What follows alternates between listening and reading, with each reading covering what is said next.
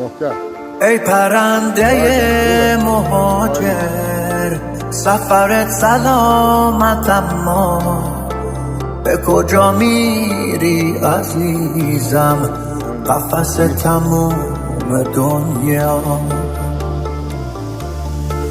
روی شاخه های توری، چه خوشی داره صبوری وقتی خورشیدی نباشه، تا همیشه سوت و کوری.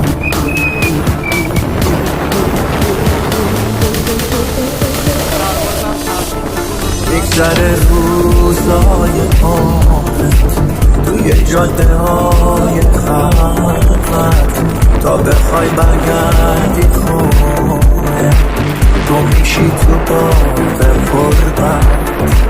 واسه ما فردی نداره